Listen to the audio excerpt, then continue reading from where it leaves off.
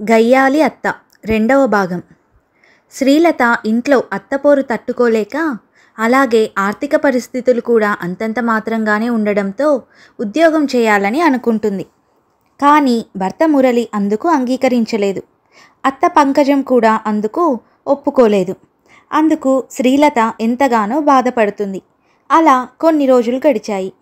అది శ్రీలత మురళీల పెళ్లి రోజు. రఘురామయ్య మురళీతో ఇలా అంటాడు. ఒరే మురళి, ఈరోజు మీ పెళ్లి రోజు కదరా, అమ్మాయిని కాస్త అలా బయటికి తిప్పుకొనిరా, అలాగే ఏదన్నా హోటల్లో తినేసి రండి. తండ్రి అనడంతో కాదనలేక సరే అంటాడు మురళి. తన కొడుకు కోడలు బయటికి వెళ్ళడం ఏమాత్రం ఇష్టం లేకపోయినా భర్త చెప్పిన మాటకు అడ్డు చెప్పకూడదని మౌనంగా ఉంటుంది పంకజం. మురళికి శ్రీలత అంటే ఇష్టమే ఉన్నా భార్య మీద ప్రేమ ఎక్కువగా చూపిస్తే తల్లి తనను పట్టించుకోవట్లేదు అని ఎక్కడ బాధపడుతుందో అని శ్రీలతతో కఠినంగా ఉంటాడు మురళి. శ్రీలతకు మురళి ఒక చీర కూడా కొనిచ్చాడు. ఇంటికి వచ్చాక పంకజం ఆ చీరను చూసి ఏడుపు మొదలుపెట్టింది. మీ ఆవిడకైతే అన్నీ కొంటావురా, అసలు నీకు ఒక తల్లి ఉందని గుర్తుందా? అయినా నీ పని బాగుందిలేమ్మా, పుట్టింటికి ఏమీ లేకపోయినా అత్తింట్లో అన్నీ జరిగిపోతున్నాయి. పుట్టింటికి లేకపోయినా అని అనడం ఎన్నిసార్లో.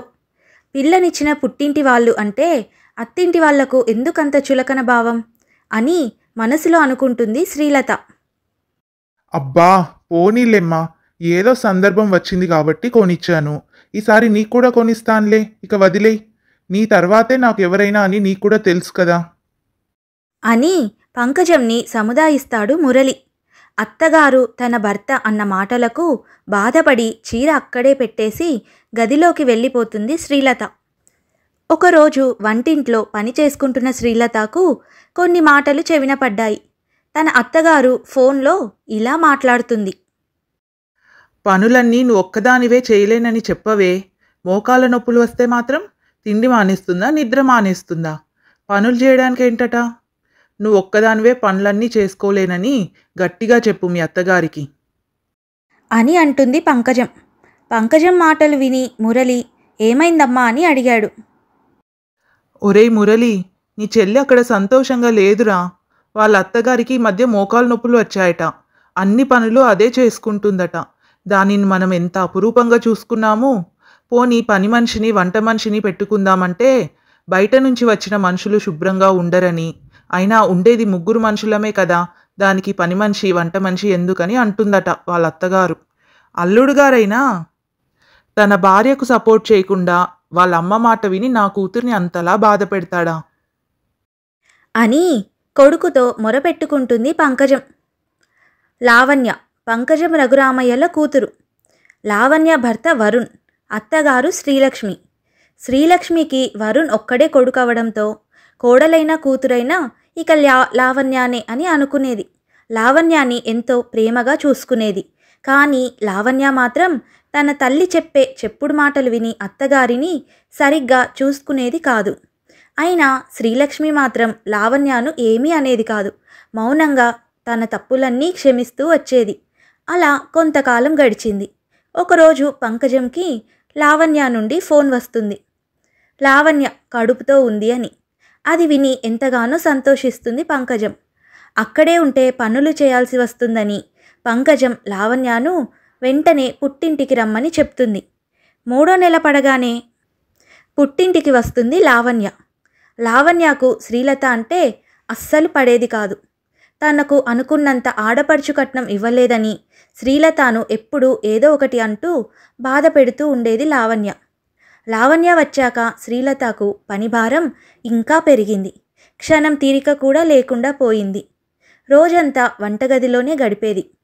తల్లి కూతుళ్ళు మాత్రం కబుర్లు చెప్పుకుంటూ కాలక్షేపం చేసేవాళ్ళు. పంకజం లావణ్య కలిసి శ్రీలతతో రకరకాల వంటలు, స్నాక్సులు, జ్యూసులు చేయించుకునేవారు. పాపం శ్రీలత మాత్రం నోరెత్తేది కాదు. అత్త ఆడపడుచు చెప్పిన పనులన్నీ చేసుకుంటూ పోయేది. ఒకరోజు శ్రీలత మురళితో ఇలా అంటుంది. ఏవండి, మనం ఒక పని మనిషిని పెట్టుకుందామండి, నేను ఒక్కదాన్నే పనులన్నీ చేయలేకపోతున్నాను, పని మనిషి ఉంటే నాకు కొద్దిగా సాయంగా ఉంటుంది. అంతలో పంకజం అక్కడికి వస్తుంది. పంకజం ఇలా అంటుంది. ఆ ఉంటుందమ్మా, సాయంగానే ఉంటుంది, ఉండకేం. పుట్టింట్ల పాపం తమరు మహారాణి కదా, ఇక్కడ పనులు చేయలేకపోతున్నారు మరి. అని వెటకారంగా మాట్లాడుతుంది పంకజం. అలా పని భారం ఎక్కువయ్యి ఒకరోజు శ్రీలత కళ్ళు తిరిగి పడిపోతుంది. రఘురామయ్య శ్రీలతను డాక్టర్ దగ్గరికి తీసుకొని వెళ్తాడు. తల్లి కూతురు ఇలా మాట్లాడుకుంటారు. చూసావమ్మా, ఎక్కడ పని చేయాల్సి వస్తుందో అని నాన్న ముందు కావాలని యాక్షన్ చేసి పడిపోయింది వదిన. నేను ముందే అనుకున్నానే, ఇదేదో రకంగా పనులు తప్పించుకోవడానికి ఇలాంటి వేషాలు వేస్తుంది అని. ఇంటికి రాగానే చూడు, డాక్టర్ బాగా రెస్ట్ తీసుకోమన్నారు అని చెబుతుంది. అని మాట్లాడుకుంటూ ఉంటారు పంకజం శ్రీలత. ఇంతలో రఘురామయ్య శ్రీలతను ఇంటికి తీసుకొని వస్తాడు. వచ్చి రాగానే పంకజం ఇలా అంటుంది. కానీ తల్లి, పనులన్నీ అలాగే ఉండిపోయాయి. ఇంతవరకు ఇంటి పని కాలేదు, వంట పని కాలేదు, పనులన్నీ ఎక్కడికక్కడ ఉండిపోయాయి. కోడలికి ఒంట్లో రక్తం తక్కువ ఉందని డాక్టర్లు చెప్పారు పంకజం. ఎక్కువ అలసిపోతే ఇంకా వీక్ అవుతుందని చెప్పారు. పైగా కోడలికి ఇంకా పిల్లలు కూడా లేరు కదా, ఇలాగే నీరసంగా ఉంటే ఒత్తిడి వల్ల పిల్లలు కూడా లేటుగా పుట్టే అవకాశం ఉంటుందని చెప్పారు. తనైనా ఒక్కతే ఇన్ని పనులు ఎలా చేస్తుంది? కొంచెం మనిషిలా ఆలోచించు పంకజం. ఆ మాత్రం ఇంగిత జ్ఞానం లేదా నీకు? నీవు ఆడదానివే కదా, నీ కూతురు ఆడపిల్లే కదా, కానీ కోడల దగ్గరికి వచ్చేసరికి ఎందుకు అంత కఠినంగా ఉంటావు? సరేలేండి, కట్నం ఏమీ ఇవ్వకపోయినా హాయిగా అన్ని సుఖాలు పొందుదామని వచ్చింది. అయినా నా కూతురికి దానికి పోలికేంటండి? నా కూతురు యువరాణిలా పెరిగింది, ఏ లోటు లేకుండా చూసుకున్న దాన్ని. కానీ ఇది 3 పూట్ల తిండి కూడా నోచుకోలేని పరిస్థితి నుంచి వచ్చింది. అదృష్టం కొద్దీ మన ఇంటికి వచ్చి పడింది. హాయిగా అన్ని సుఖాలు అనుభవిస్తుందిగా, ఇంకా ఏం కావాలట ఈవిడగారికి?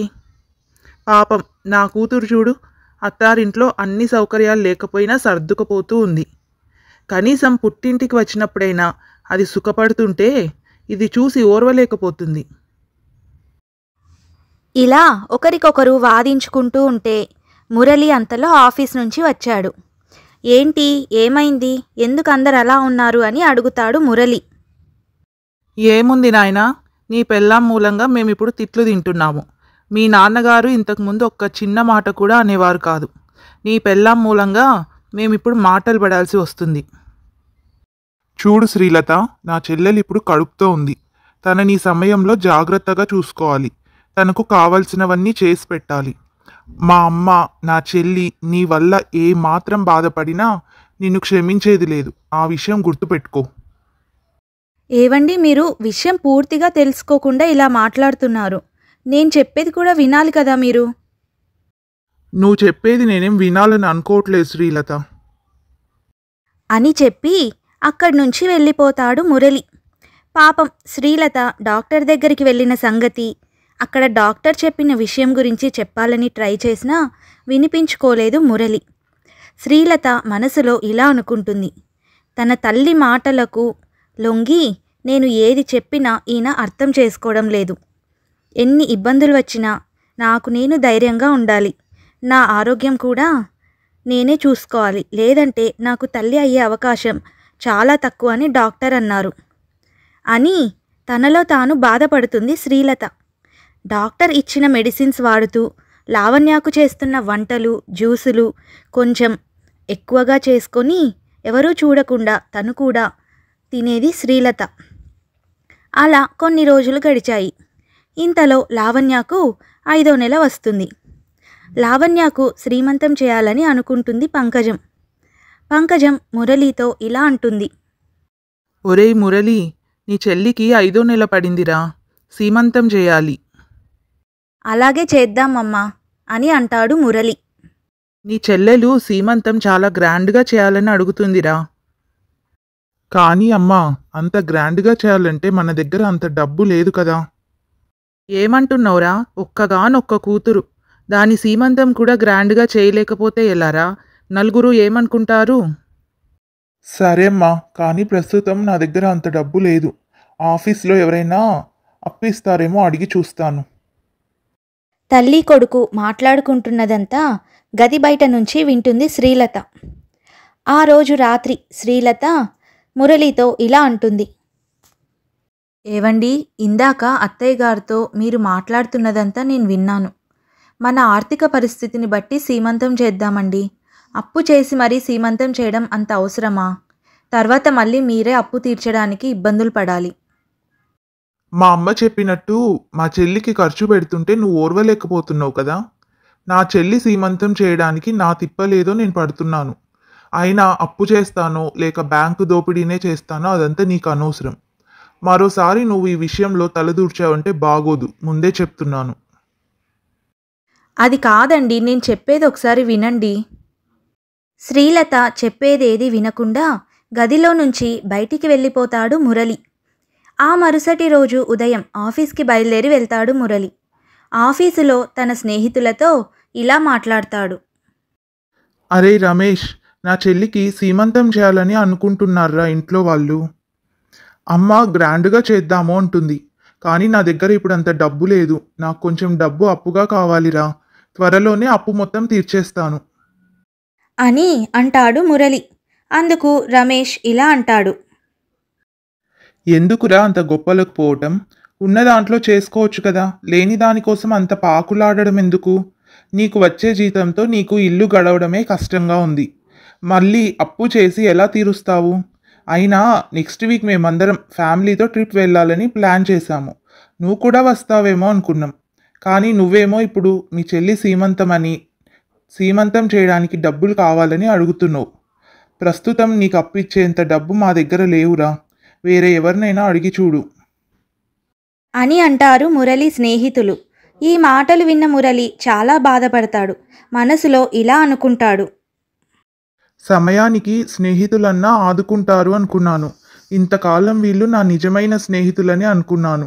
కానీ వీళ్ళు కేవలం నాతో టైంపాస్ ఫ్రెండ్షిప్ మాత్రమే చేశారు. అయినా నాకు ఇప్పుడు అర్థమవుతుంది, డబ్బులు ఇవ్వడం ఇష్టం లేక ఏవేవో కారణాలు చెప్తున్నారు అని అనుకొని అక్కడి నుంచి వెళ్ళిపోతాడు మురళి. ఇంతకు మురళికి అప్పు దొరుకుతుందా లేదా, తన చెల్లి సీమంతం ఎలా చేయబోతున్నాడు అనేది వచ్చే భాగంలో తెలుసుకుందాం. ఇది ఇవాల్టి కథ. ఈ కథ మీకు నచ్చినట్టయితే లైక్ చేయండి, షేర్ చేయండి. అలాగే ఇలాంటి మరిన్ని మంచి కథల కోసం మన ఛానల్ని సబ్స్క్రైబ్ చేసుకోండి.